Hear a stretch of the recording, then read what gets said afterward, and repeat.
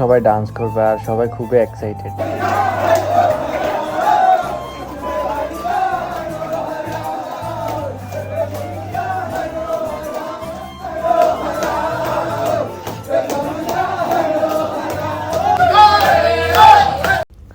Good morning everyone, কী অবস্থা সবার, কেমন আছেন? আশা করি সবাই ভালো আছেন। আলহামদুলিল্লাহ আমিও ভালো আছি। আজকে ঘুম থেকে উঠেই এখন বাজে 8টা, আমি চলে যাচ্ছি আমার একটা প্রোগ্রামে।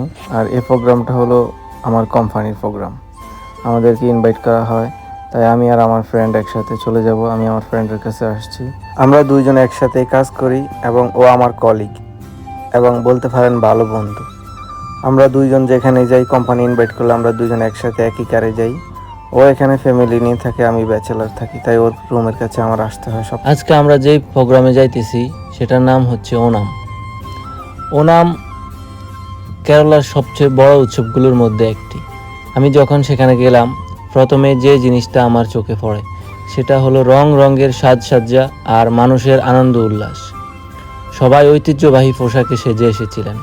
তারপর শুরু হয়েছিলেন অনেক রকম মজার গেমস। ছোট থেকে বড় সবাই অংশগ্রহণ করছিলেন। কিছু গেম ছিল দৌড় প্রতিযোগিতা, কিছু ছিল টিম ভিত্তিক খেলা, আর বাচ্চাদের জন্য আলাদা কিছু মজার গেম ছিল। খেলাধুলার সময় একে অপরের সাথে হাসাহাসি এবং উল্লাসে ভরে গিয়েছিল চারপাশটা। আমি নিজেও কয়েকটা গেমে অংশ নিয়েছিলাম, আর বলতে হবে খুবই এনার্জিক ফিল হচ্ছিল।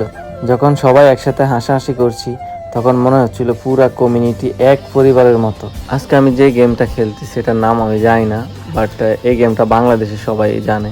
এটা আমরা বাংলায় বলি চেয়ার খেলা। এই খেলাগুলা বেশিরভাগ কলেজে, স্কুলে, প্রোগ্রামগুলোতে আমরা অ্যাটেন্ড করতাম, এছাড়া নর্মালি হইতো না। বাট কেরলারা তারা নিজেদের কালচারাল প্রোগ্রামে এই খেলাগুলো অংশগ্রহণ করে। আর খেলাটা খুবই অসাধারণ ছিল। আমার লাইফের ফার্স্ট টাইম আমি এই এক্সপিরিয়েন্সটা আমার আসছে। সত্যি কথা বলতে আমি আবার মনে হয় যে আমি ছোটোবেলায় ফিরে গেছি। আমি যে এখানে এসে এই খেলাগুলো আমি পাবো বা আমি ফিল নিতে পারবো, আমি কোনোদিনও কল্পনা করতে পারি না। এখন সবাই ডান্স করবে আর সবাই খুবই এক্সাইটেড।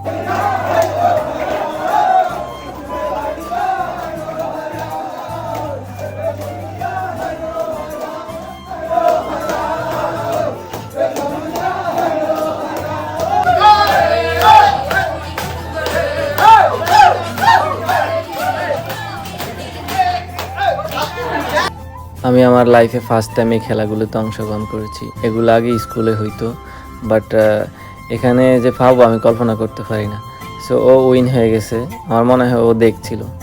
আর এই লোকের কাহিনী দেখলে তো খুবই হাসি পায়, কারণ উনি দেখেন কি করতেছে, উনি পয়েন্ট মতো আসতে পারতেছে না, উনি দূর থেকেই লাফাইতেছে, বাট লাভ নেই, কারণ এগুলো পয়েন্ট মতো না আসলে তো আপনি যতই মারবেন এটাতে লাগবে না। সত্যি কথা বলতে আরেকটা জিনিস না বললেই নয়, সেটা হলো দড়ি টানাটানি।